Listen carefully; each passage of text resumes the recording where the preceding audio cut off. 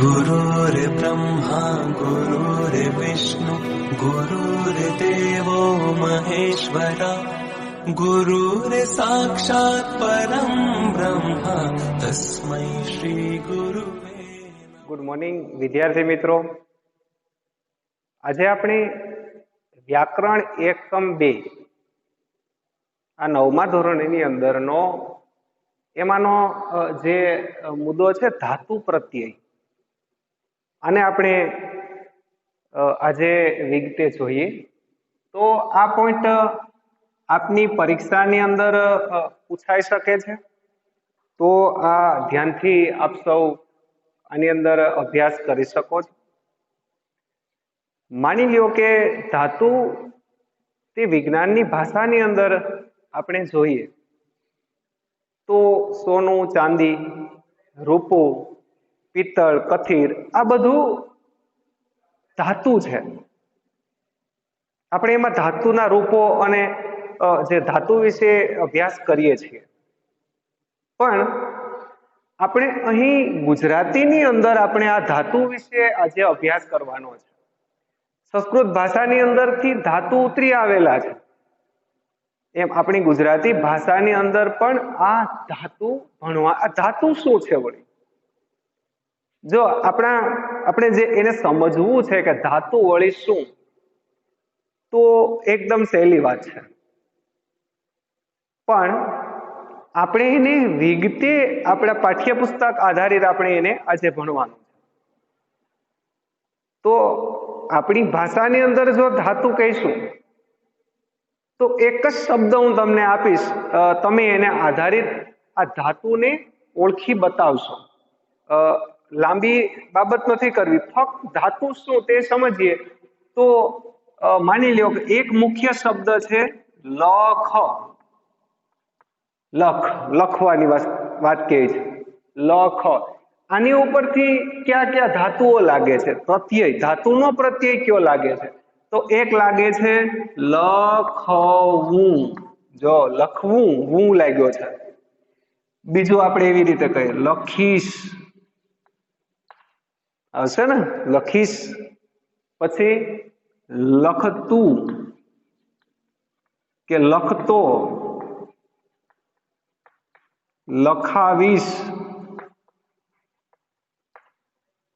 છે. આની અંદર જે જે વસ્તુ આપણે લગાડ્યું છે, આઈ લગાડ્યું છે ઉ, આઈ ઈશ લગાડ્યું, આઈ તું, આઈ લખતો, અહીં લખાવીશ, ઈશ લાગ્યું છે. આવી રીતે જે લાગે છે ને એ ધાતુ પ્રત્યય, બરોબર. બીજું કાંઈ વસ્તુ નથી. જો રમ શબ્દ હોય, રમવું એટલે રમવા, તો રમવું, રમીશ, ઈશ, આવી રીતે ને, રમાડીશ. એમ દોડવું શબ્દમાં દોડ, આ દોડ શબ્દને આગળ કેટલા લાગશે? તો જો દોડવામાં દોડીશ, દોડશું, દોડતું, દોડનાર, દોડનાર અથવા દોડનારું, આવી રીતે લગાડશું ને. દોડાવીશ. જો આવી રીતે આપણે આના ઘણા બધા શબ્દો લખીએ છીએ. આ જે પાછળ લાગે છે ને એ ધાતુ પ્રત્યય. રેડી? બીજું કોઈ પણ વસ્તુ લાંબી નથી, પણ હવે આપણે એને કંઈક પાઠ્યપુસ્તક આધારિત વિગતે ભણશું. તો જોઈએ, સર્વપ્રથમ એની અંદર 3 બાબતો ભણવા પ્રયત્ન કરીએ. એ છે પરિસ્થિતિના. પરિસ્થિતિ, એના 3 પ્રકાર, એક ક્રિયા, એક પ્રક્રિયા અને એક છે સ્થિતિ. આ 3 વિશે મારે આજે વાત કરવી છે. ચાલો જોઈએ એને. આ વળી 3 વસ્તુ શું? તો સર્વપ્રથમ આપણે સ્થિતિ સમજાવું છું, એ સમજાવવા હું પ્રયત્ન કરું છું. સ્થિતિ શું છે એની? બરોબર. એક જગ્યાએ જે વસ્તુ છે કે નથી એની સ્થિતિ દર્શાવે છે. ચોક હાથમાં છે, આ છે એની સ્થિતિ, અથવા ચોક હાથમાં નથી, આની સ્થિતિ. આ વસ્તુ સ્થિતિ છે. કઈ સ્થિતિ છે? ચોક હાથમાં નથી. કઈ સ્થિતિ છે? ચોક હાથમાં છે. છે કે નથી, કે હોવું કે ન હોવાની વાત જેમાં રજૂ થાય તે સ્થિતિ. રેડી? બાળક મેદાનમાં રમે છે, ક્યાં એની સ્થિતિ કઈ છે? બાળકને મેદાનમાં રમવું તે એની સ્થિતિ છે. રમે છે એટલે કે ત્યાં છે. બરોબર? ટેબલ પર બુક નથી, કે ન હોવાનો ભાવ છે. બરોબર? એવું કહું છું કે બુક મારા હાથમાં છે, આ છે, આ હોવાનો ભાવ છે. બરોબર? હોવાનો કે ન હોવાની વાત કરવામાં આવે ત્યારે એને સ્થિતિ કહી શકાય. બરોબર? આપણે એના બે ઉદાહરણો લખીએ કે ગીતા બગીચામાં છે. એક ઉદાહરણ, ગીતા બગીચામાં છે. હાલો, એક ઉદાહરણ મેં લખ્યું છે. હોવાનો ભાવ રજૂ થયો છે. બીજું, ગીતા બગીચામાં રમે છે. ચાલો, ગીતા બગીચામાં રમે છે. અહીં હોવાનો ભાવ રજૂ થયો. એક કે ટેબલ પર ચોપડી નથી. ચાલો, ટેબલ પર ચોપડી નથી. અને આપણે ટૂંકમાં સમજીએ, આટલા વાક્યો બસ. કેવી રીતે? તો કે ગીતા બગીચામાં છે એ એની સ્થિતિ છે ને, ત્યાં હોવાનો અહીં વાત કરવામાં આવી છે. જો ટેબલ પર ચોપડી નથી હોવાની વાત કરવામાં આવી છે. એટલે જ્યાં પણ વસ્તુ હોવી કે ન હોવાની વાત કરવામાં આવે ત્યારે તેને સ્થિતિ કહીશું. એટલે કે હોવા કે ન હોવાની વાત. આ સ્થિતિમાં હોવા કે ન હોવાની વાત. આટલી વસ્તુ યાદ રાખજો ખાલી, બસ. ત્યાં છે કે નથી, બસ હોવા કે ન હોવાની વાત હોવી જોઈએ. પછી વાક્યમાં એક વાક્ય એવું છે કે ભાઈઓના ઘરમાં ભગવાને ઘણું દાન આપ્યું છે. ફરી હું વાક્ય લખું છું. ક્યારે સ્થિતિ નથી એ ઓળખવું હોય તો શું કરવું? એક વાક્ય જે નથી ને એ લખું છું. અમરત કાકી અને અમરત કાકી મંગુને દવાખાનામાં મૂકી બહાર નીકળ્યા. જો હવે આ વાક્ય તમે વિચારો. આ સ્થિતિ નથી દર્શાવતું, પણ કંઈક બીજું દર્શાવે છે. આ હોવામાં કઈ એવું નથી થતું. જો કે અહીં હોવાનું કહે છે. એવી રીતે હોત કે અમરત કાકી મંગુને દવાખાનામાં મૂકે છે, તો એ હોવાનો. નથી મૂકતા, એ ન હોવાનો. પણ અહીં શું છે? અમરત કાકી મંગુને દવાખાનામાં મૂકી બહાર નીકળ્યા. અહીં કાંઈક વાક્યએ વેગ લીધો છે. જો પેલું, ભાઈ પોતાની રીતે ઓફિસે ગયો. બીજું વાક્ય, બીજું છે સૂરજ પોતાની જાતે આથમ્યો. સૂરજ પોતાની જાતે આથમ્યો. ત્રીજું લખીએ,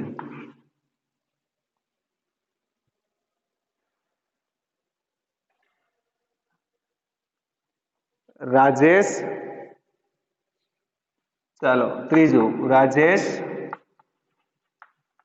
જાણી જોઈને કૂદ્યો. જો અહીં વાત છે, સૂરજ આથમ્યો. અહીં ભાઈ ઓફિસે ગયા. ત્રીજું, રાજેશ કૂદ્યો. હજી ચોથું લખું, મોહન પોતાની જાતે અંધારામાં ડરી ગયો. મોહન અંધારામાં ડરી ગયો. અહીં જો આટલા વાક્ય લખ્યા. જો કોઈ પ્રક્રિયા કુદરતી રીતે થાય તેને પ્રક્રિયા કહેવાય. અને જે ક્રિયા જાણી જોઈને થાય એને કહેવાય આ જાણી જોઈને. જે જાણી જોઈને થાય તેને કહેવાય ક્રિયા. ચાલો એ બે બાબતને મેં જે 4 વાક્ય લખ્યા છે તેમાં હું તમને સમજાવું. જો આ પેલા વાક્યને જોઈએ, ભાઈ ઓફિસે ગયા. બરોબર. હવે વિચારજો, ભાઈ પોતાની રીતે ઓફિસે ગયો. આ જે વસ્તુ છે એ જાણી જોઈને જાય છે.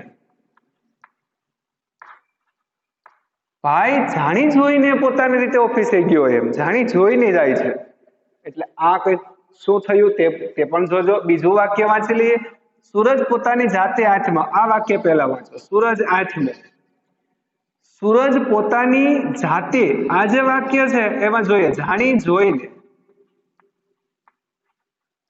હવે આ બે વાક્યની અંદર જો કેટલો તફાવત છે તે. ભાઈ જાણી જોઈને ઓફિસે ગયા, પોતાની રીતે જાણી જોઈને ગયા.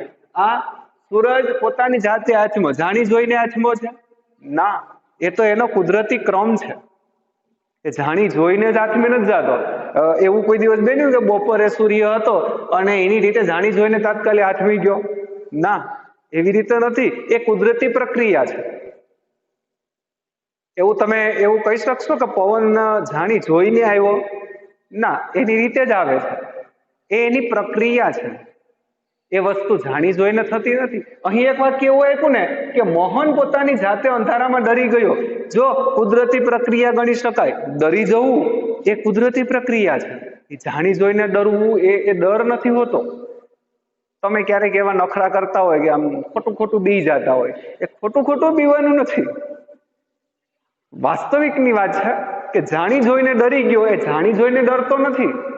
આ વાક્ય ખોટું પડે છે. આ પોતાની જાતે ડરતો નથી, એ અચાનક ડરી જાય છે, ડર આવી જાય છે, અચિંતાની ધ્રુજાટી છૂટી જાય છે.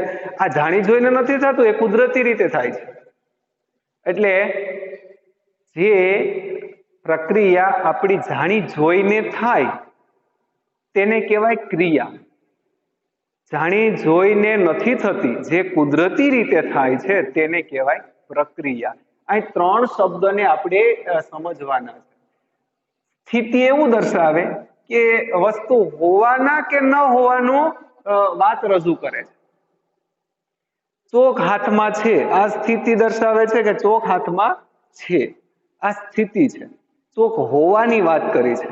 બીજું, ચોક આ હાથમાં નથી, ન હોવાની વાત કરી છે. જ્યારે સ્થિત્યાંતર તો કે ચોક એક હાથમાંથી બીજા હાથમાં મૂક્યો, આ જે સ્થિતિ થઈ છે આને કહેવાય છે સ્થિત્યાંતર. જ્યારે બીજા બે શબ્દોને સમજવા, જે વસ્તુ જે પ્રક્રિયા વસ્તુ છે એ જાણી જોઈને આપણે કરીએ છીએ તેને કહેવાય ક્રિયા, અને જે કુદરતી રીતે થાય છે એને કહેવાય પ્રક્રિયા. ત્યારે કેવું છે ને, આપણે એવું કહે છે ને કે તમે કર્મ સારા કરજો. આ કર્મની વાત કરી છે, એ ક્રિયા. આપણે કેવી ક્રિયા કરીએ છીએ? પ્રક્રિયા નથી કરતા, પ્રક્રિયા કુદરત કરે છે. પ્રક્રિયા થઈ જાય છે કુદરતી રીતે. વિજ્ઞાનની અંદર તમને સમજાવે છે, ધ્યાન આપજો. તમને એવું કહે છે કે આપણે ચાલો આની પ્રક્રિયા કરીએ. ના, પ્રક્રિયા કરાતી નથી, પ્રક્રિયા થઈ જાય છે. આપણે ક્રિયા કરીએ છીએ અને વિજ્ઞાન એવું સાબિત કરે છે કે આ ક્રિયા કરવાથી આવી પ્રક્રિયા થાય છે. ઓકે, યાદ રાખજો એટલું. આવી ક્રિયા કરવાથી આ પ્રક્રિયા થાય છે. સારા કર્મ કરવાથી એનું ફળ સારું મળે છે, આવું કહીએ છીએ આપણે. તો જે ફળ મળવું એ કુદરતી છે. કર્મ કરવાને આપણે જાણી જોઈને કરીએ છીએ. આ વાત ખાસ યાદ રાખજો. આ 3 શબ્દોના અમને સમજાવવા માટે એ માટે પ્રયત્ન કરું છું. એના ઉદાહરણો મેં આપ્યા જ છે. પાઠ્યપુસ્તક આધારિત મેં એટલા ઉદાહરણો આપવા પ્રયત્ન કર્યો છે. પણ જો અહીં વસ્તુ એ કહેવા માંગે છે કે સ્થિતિ કઈ છે, તો કે સ્થિતિ જ્યાં પણ વસ્તુ કે વ્યક્તિ કોઈ પણ ત્યાં હોવાનો કે ન હોવાની વાત રજૂ કરે છે. બરોબર. જ્યારે ક્રિયા છે તે વસ્તુ જાણી જોઈને આપણે કરીએ છીએ એ ક્રિયા છે. જ્યારે કુદરતી રીતે થાય છે તે પ્રક્રિયા છે. હવે ઉદાહરણની જરૂર છે. હજી એક ઉદાહરણ હું આપું છું. જો તમે આપણે પેલા સ્થિતિની વાત કરીએ છીએ. બરોબર. ચાલો, આ ડસ્ટર છે. બરોબર. હવે જો બુક પર ડસ્ટર છે, ડસ્ટરની સ્થિતિ કેવી છે? બુક પર ડસ્ટર છે હોવાનો ભાવ રજૂ થયો છે. બરોબર. ડસ્ટર હોવાનો વાત થઈ છે કે બુક પર ડસ્ટર છે અથવા તો હલે છે. જો બીજી બાબત કહું છું, બુક પર ડસ્ટર નથી, ન હોવાની વાત કરવામાં આવી છે. આ વસ્તુ શું? તો કે એ સ્થિતિ દર્શાવે છે. હમણાં ડસ્ટરને બુક પરથી નીચે મૂક્યું, આ વસ્તુ કઈ થઈ છે? સ્થિતિ બદલી છે. એટલે શું થયું? સ્થિત્યાંતર, અંતર કર્યું છે. એને કહેશું સ્થિત્યાંતર. બાકીના 2 શબ્દો, એક ક્રિયા એક પ્રક્રિયા. ક્રિયા કઈ? તો કે હું મોડો ઉઠ્યો, જાણી જોઈને મોડો ઉઠ્યો કે સ્વતંત્ર મોડો ઉઠ્યો. સૂરજ વહેલો ઉગ્યો, જાણી જોઈને વહેલો ઉગ્યો કે એની રીતે વહેલો ઉગ્યો? વિચારતા જજો તમે. પવન વધારે ફૂંકાયો, પવન વધારે જાણી જોઈને ફૂંકાયો? વિચારજો તમે. ખૂબ જ વરસાદ વરસ્યો, શું જાણી જોઈને વર્યો છે કે એની રીતે? કુદરતી પ્રક્રિયા છે. જોજો તમે. હું દોડ્યો, હવે વિચારો, જાણી જોઈને દોડ્યો છે? હા. આપણે જ્યારે દોડીએ છીએ ત્યારે આપણે વિચારીએ છીએ, આમ ચાઈને દોડીએ છીએ. જે આપણી રીતે ચાઈને દોડીએ ને, એટલે કે જાણી જોઈને દોડીએ ને, એ થઈ છે ક્રિયા. બરોબર. છીક આવી, મેં છીક લીધી, જાણી જોઈને લીધી? ના, કુદરતી છે. એ જાણી જોઈને છીક લેવાતી નથી. જાણી જોઈને બોલાય છે, બોલાય ખરું. એ જાણી જોઈને બોલાય છે, એ કુદરતી બોલાતું નથી. જે જાણી જોઈને થાય છે એ ક્રિયા, જે જાણી જોઈને થતું નથી, જે કુદરતી રીતે થાય છે તે પ્રક્રિયા. રેડી? ચાલો, હજી આને વિગતે વ્યાખ્યા વાઇઝ સમજવા પ્રયત્ન કરશું. 3 શબ્દો જે આપણે જોયા છે કે સ્થિતિ, ક્રિયા અને પ્રક્રિયા, અને એની સાથે સાથે આપણે સ્થિત્યંતર પણ જોયું છે. તો આ 3 શબ્દને આપણે વ્યાખ્યાયિત કરીને પણ આપણે એને સમજી શકીએ, જેથી કરીને ક્યારેય તમને આના વિશે પૂછે તો તમે એના વિશે પણ વધારે માહિતી મેળવી શકો છો. ધાતુ પ્રત્યયમાં આવતો શબ્દ જે છે તેને આપણે જોઈએ તો સ્થિતિ, ક્રિયા અને પ્રક્રિયા, આ 3 શબ્દોને આપણે સમજવાના છે. હવે પેલો જોઈએ સ્થિતિ. શું કહેવા માંગે છે તે સ્થિતિ, તેને વિગતે જોઈએ. સાથે ઉદાહરણ હું તમને આપતો જાઉં છું, સમજવા પ્રયત્ન કરજો.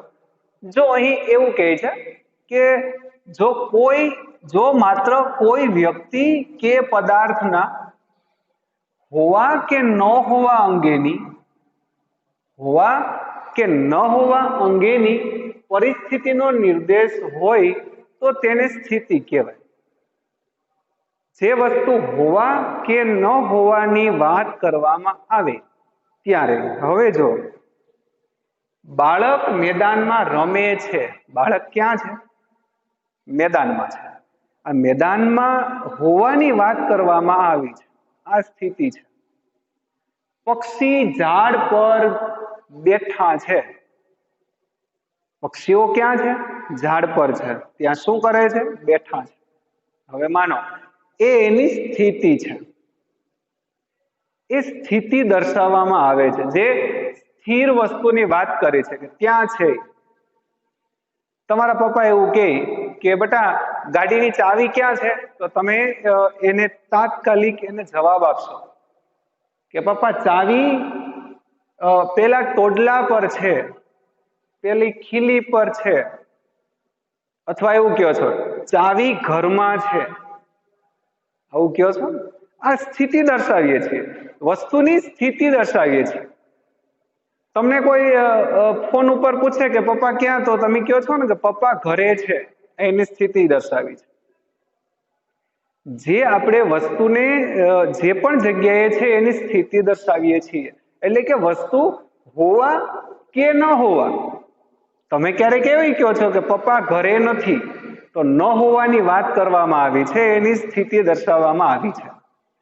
અહીં વસ્તુ એ સમજાવે છે કે જો માત્ર કોઈ વ્યક્તિ કે પદાર્થના હોવા કે ન હોવા અંગેની વાત દર્શાવવામાં આવી, હોવાની કે ન હોવાની વાત કરવામાં આવી છે. ક્યાંક તો હોય તો એની સ્થિતિ દર્શાવીએ છીએ, ન હોય તો પણ એની સ્થિતિ દર્શાવીએ છીએ. સ્થિતિ દર્શાવવાની વાત કરવામાં આવી છે એટલે હોવા કે ન હોવા અંગેની પરિસ્થિતિનો નિર્દેશ હોય તો તેને સ્થિતિ કહેવાય. બરોબર. અહીં એક સ્થિતિની વાત થઈ છે. એ પછીનો ક્રિયા વિશે વાત કરીએ. ક્રિયા વિશે વાત કર્યા પહેલા આપણે સ્થિત્યાંતરને સમજવાનું છે. સ્થિત્યાંતર શું છે?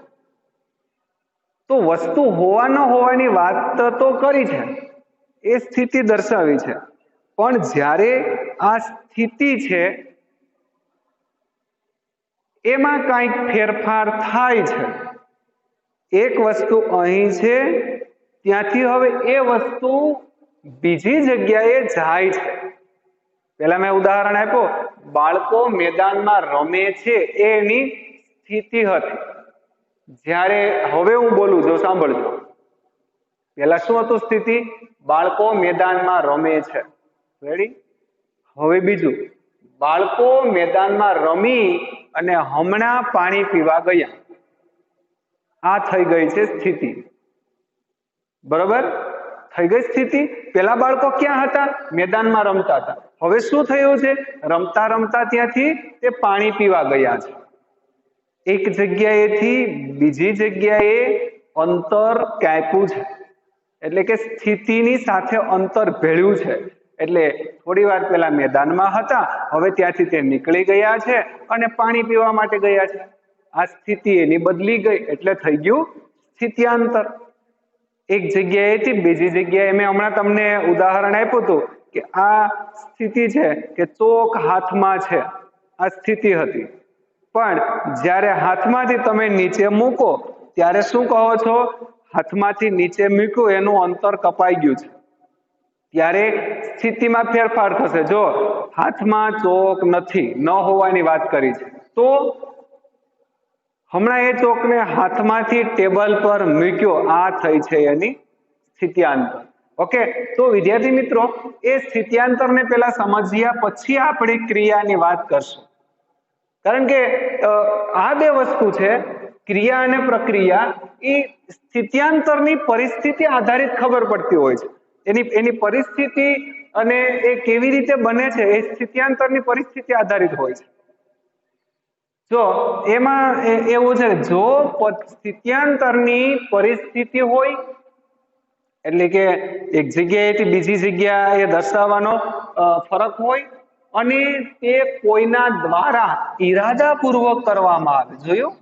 જાણી જોઈને કરવામાં આવે, ઈરાદાપૂર્વક કરવામાં આવે, એટલે પરિસ્થિતિ કોઈના નિયંત્રણમાં હોય. જો અહીં વાત કરી, કોઈ પણ પરિસ્થિતિ છે એ કોઈના નિયંત્રણમાં છે, આપણે એને કાબુમાં રાખી શકીએ છીએ.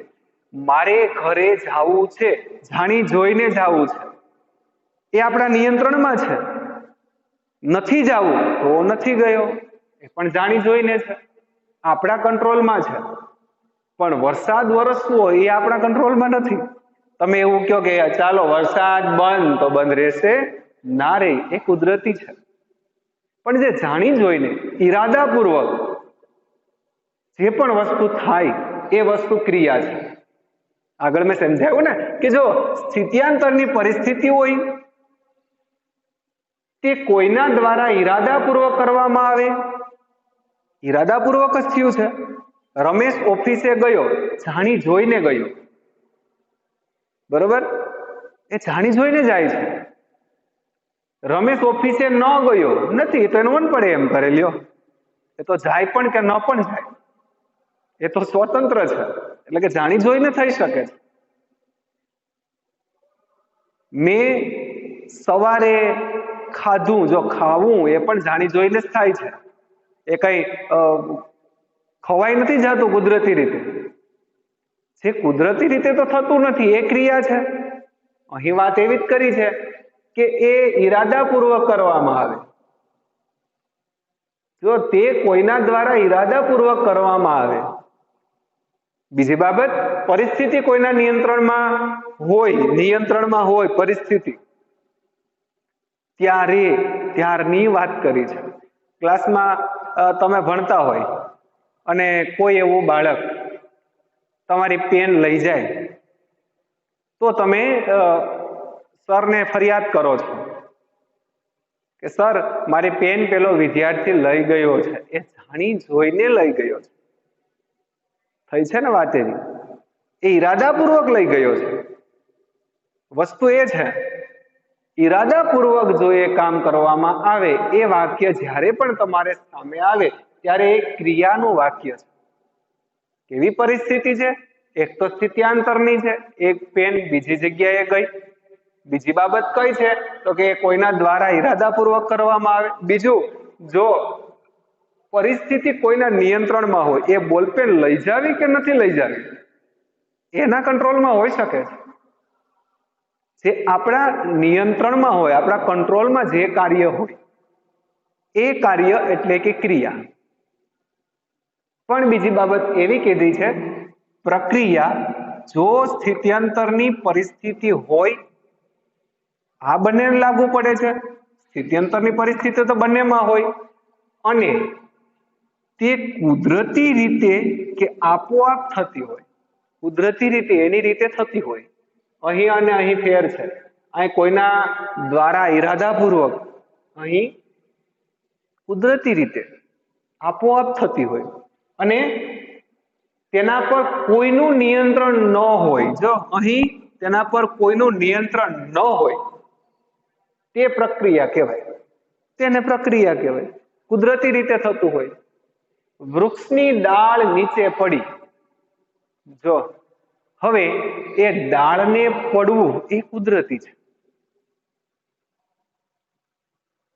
ઝાડની ડાળ આ રમેશે નીચે પાડી, જાણી જોઈને પાડી. માણસ કાર્ય કરે છે, એ થયું છે ક્રિયા. પણ પેલી ડાળ આપોઆપ પડી જાય, પાન આપોઆપ પડી જાય, વૃક્ષ પરનું પાન. તો તમે એવું દર્શાવો છો કે વૃક્ષ પરથી પાન નીચે ખેર્યું, તો આ જે નીચે ખેર્યું છે એ વસ્તુ કુદરતી છે. એ નીચે જ કેમ આવ્યું છે એ પણ કુદરતી છે. એ વસ્તુ એ વિચારવા જેવી છે. કુદરતી વસ્તુને આપણે આંબી નથી શકતા, એ વાસ્તવિક છે. પવનને રોકી શકીએ? અરે ના રોકી શકીએ. ગામ બધા ભેગા થઈને આમ ધક્કો મારવામાં આવે કે ભાઈ રોકાઈ જા, રોકાઈ જા. રોકાતો નથી. પવન રોકાશે, એ કુદરતી છે. કુદરત કોઈના હાથથી રોકાતો નથી. એટલે તો એ કુદરતી છે અને એની ત્યાં કોઈનું હાલતું નથી. એનું કારણ જ એ છે. એટલે વરસાદ ન વરસવું હોય તો ન વરસે, એ તો એ કુદરતના હાથની વાત છે. એ આપણા હાથની વાત નથી. વસ્તુ મૂળ એ છે કે જે કુદરત કરી શકે ને એ વ્યક્તિ નથી કરી શકતો. વ્યક્તિ કરે એ તો જાણી જોઈને ઈરાદાપૂર્વક કરે છે, પણ પેલી વસ્તુ તો આપોઆપ થાય છે. નાળિયેરીમાં નાળિયેર થાય તો શું એ આપણે ક્યાંય એમાં પાણી નાખવા ગયા છે? એ આપોઆપ થાય છે, કુદરતી થાય છે. નીચેથી પાણીનું શોષણ કરવું અને એ એવી રીતે નાળિયેરની અંદર જાય છે, એ કુદરતી પ્રક્રિયા છે. અને ઉપર તમે જોવ તો નીચેનું પાણી ઉપર, અને એ પણ કેટલું મસ્ત મીઠું હોય છે. નીચે નાળિયેરી ખારા પાણીમાં હોય, ઉપર નાળિયેરનું મીઠું પાણી હોય છે. તો ત્યાં પાણી ચડાવનારો કોણ છે? ક્યાંય ફૂટેલું નથી એવા એની અંદર પાણી હોય. વિચારો કેટલી તાકાત છે. એ બધું કુદરતી છે. અહીં વસ્તુ બે જ છે, એક પ્રક્રિયા છે, એક ક્રિયા છે. ક્રિયા છે એ આપણે કરીએ છીએ, પ્રક્રિયા છે કુદરત કરે છે. આપણી ક્રિયા કર્યા પછી, એની ઉપર કુદરતની પ્રક્રિયા થયા પછી જ આપણને ફળ મળે છે. સીધું ફળ નથી મળતું. એવું ક્યારે બન્યું છે કે તમે કેરીનો ગોટલો વાવી અને એને જમીનમાં વાવી દીધો, પછી બાજુમાં ઊભી અને એવું કીધું કેરી કેરી કેરી, તો હું તાત્કાલિક કેરી આંબો મોટો થઈ જાય અને તાત્કાલિક આમ કુદરતી આમ પેલા પિક્ચરમાં બતાવે તાત્કાલિક પાન નીકળી જાય ને એને એમાં મોર આવી જાય ને એમાં કેરી થઈ જાય ને ખાખડી થઈ જાય ને એ મોટી થઈ જાય પાકી જાય, લે આ કેરી. આવું થયું છે કોઈ દિવસ? એવું માનતા પણ નહીં. પિક્ચર વાળા બતાવી દે છે આમ શું કર્યું એટલે ડાયરેક્ટ કેરી ઉગી ગઈ અને અડધી કલાકમાં લે કેરી, એવું થાય? એ વસ્તુ નથી. એ તો આપોઆપ એની પ્રક્રિયા પ્રમાણે જ થાય છે, એના સમય પ્રમાણે જ થાય છે. દૂધ ગરમ કર્યા પછી એને મેળવવામાં આવે છે. એ ધીમે ધીમે ધીમે ધીમે દહીં થાય છે, એમાંથી છાશ થાય છે, એમાંથી માખણ થાય છે, એમાંથી ઘી થાય છે. ફળ ક્યાં મળ્યું? બહુ લાંબુ લાંબુ. ક્રિયા કરી છે, પ્રક્રિયા કુદરતે કરી છે. આપણે તો ફક્ત ક્રિયા, આપણે તો દૂધમાં મેળવણ નાખ્યું છે, ક્રિયા થઈ છે. પણ એ મેળવણ નાખ્યા પછી શું આપણે દહીં બનાવી દીધું છે? ના, એ કુદરતે બનાવ્યું છે, એ પ્રક્રિયા થઈ છે. દહીં બન્યા પછી આપણે એની ક્રિયા કરીએ છીએ, મતલબ એની અંદર એને વલોવીએ છીએ, એટલે કે છાશ કરીએ છીએ. પણ એ છાશ કરી તો પેલું માખણ થયું છે ને, એ કુદરતી થયું છે. આપણી ક્રિયા, પ્રક્રિયા કુદરતી થાય છે. જો સાથે સાથે માખણને ગરમ કરવામાં આવશે તો ઘી બને છે, પ્રક્રિયા થઈ છે. માખણનું ઘીમાં રૂપાંતર થઈ જવું એ વસ્તુ પ્રક્રિયા છે, કુદરતી છે. અહીં 3 શબ્દોને સમજવામાં ઘણો સમય લીધો છે કે સ્થિતિ, પ્રક્રિયા અને ક્રિયા, આ 3 બાબતને સમજ્યા છે. એની વ્યાખ્યા સાથે પણ આપણે સમજ્યા છે. ક્યારેક પરિસ્થિતિ પ્રમાણે પરીક્ષાની અંદર આવે તો તમે ત્યાં સ્થિત્યંતર નહીં કરી જતા, તમે આની વ્યાખ્યાને વ્યવસ્થિત તૈયાર કરજો અને એને સાથે સાથે તમે એના જવાબો આપવા માટે સક્ષમ રહેજો. આ 3 શબ્દો છે. આગળ હવે પછી ભણશું આપણે કાળ અવસ્થા, જે હું તમને ચાર્ટ દોરી અને બોર્ડ ઉપર લખું અને આની અંદરથી આપણને ધાતુ પ્રત્યય વિશે માહિતી મળશે. ઓકે વિદ્યાર્થી મિત્રો, તો હવે પછીના આવતા તાસની અંદર, જો કે બનતા પ્રયત્નો તો મેં કર્યા છે કે 1 તાસની અંદર પૂરું કરી દેવું, પણ ના, પછી ઉતાવળથી આંબા પાકતા નથી. તો આપ પણ ધીમે ધીમે ધીમે ધીમે શીખતા રહો અને સારી રીતે શીખો. તો હજી પછીના તાસની અંદર ધાતુ પ્રત્યય અને બીજા તાસની અંદર આપણે આ ધાતુ પ્રત્યય એકમ, વ્યાકરણ એકમ 2 ને પૂર્ણ કરશું. તો આજ સુધીનું આટલું રાખીએ. ઓકે વિદ્યાર્થી મિત્રો, આપ પણ આપણા પાઠ્યપુસ્તકની અંદર જે ધાતુ પ્રત્યય એકમ, વ્યાકરણ એકમ 2 એ આપેલો છે, તો એની અંદર તમે વાંચી લેજો અને પેલા ચાર્ટ દોરેલા છે એ ચાર્ટને પણ વ્યવસ્થિતપણે એને જોજો કે આ વળી વસ્તુ કઈ છે. તો કે પ્રથમ પુરુષ, બીજો પુરુષ, ત્રીજો પુરુષ, એક વચન, બહુવચન, આ બધાના વ્યવસ્થિત ચાર્ટ પાઠ્યપુસ્તકમાં આપ્યા છે. તો એને વ્યવસ્થિત જોઈ લેજો કે પ્રથમ પુરુષમાં હું, બીજા પુરુષમાં તે, ત્રીજા પુરુષમાં તેઓ. આ રીતે તમે એની અંદર આમ ચાર્ટ પ્રમાણે જોતા જજો કે હું, તું, તે, આ 3 અક્ષરો આવશે, એને આધારિત આપણે ભણશું. 3 અક્ષરમાં ક્યાં હશે તે પણ જોઉં. આટલું તમે શીખવા પ્રયત્ન કરજો કે હું, તું અને તે. અહીં જો તમને થોડીક હાઇલાઇટ આપી દઉં કે માનો કે હું છે એ પ્રથમ પુરુષ છે, તો આપણે અહીં એ પણ લખશું કે પ્રથમ પુરુષ, પછી બીજો પુરુષ, પછી ત્રીજો પુરુષ. અહીં આવશે એકવચન, પછી બહુવચન. ચાલો આવી રીતે આખો આમ ચાર્ટ દોરશું. એમાં પહેલા વર્તમાન કાળના રૂપો જોશું,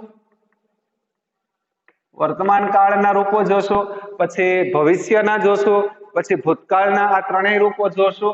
પણ જો અહીં તમને એક જ ઉદાહરણ આપું જેથી કરીને તમે તમારી ઘરે આ કોઠાને જોવ તો તમે એમાં સમજો કે આ શું કહેવા માંગે છે. જો અહીં એક વચનમાં રજૂ થાય તો તમે શું લગાડશો? તો કે હું દોડીશ. એક વચનમાં લગાડ્યું છે કે હું દોડીશ, તો લગાડ્યું છે દોડને શું લગાડ્યું? દોડીશ. હું લખીશ, આવું લગાડશો ને. જ્યારે બહુવચનમાં જે શબ્દ આવશે તે હુંનો શું આવશે? હુંનો અમે આવશે. બરોબર? તો હું દોડીશ, અમે દોડશું, આવો શબ્દ લગાડવો પડશે ને. અહીં હું દોડીશ તો બહુવચનમાં અમે દોડશું. અહીં તું છે તો તું દોડીશ, ઈસર લાગશે, ઈસીસ લાગશે. જો અહીં બરોબર ને. તો બહુવચનમાં શું થશે? તું દોડીશ, તમે દોડશો, તેમાં તે દોડશે, અથવા તો તે દોડે છે, તો તેઓ દોડે છે. અહીં આવી રીતના એક કોઠો બનાવશું, એ આપણે આવતા તાસની અંદર જોઈએ. અહીં સુધી આજનો તાસ આપણે રાખશું. ઓકે, થેન્ક યુ વિદ્યાર્થી.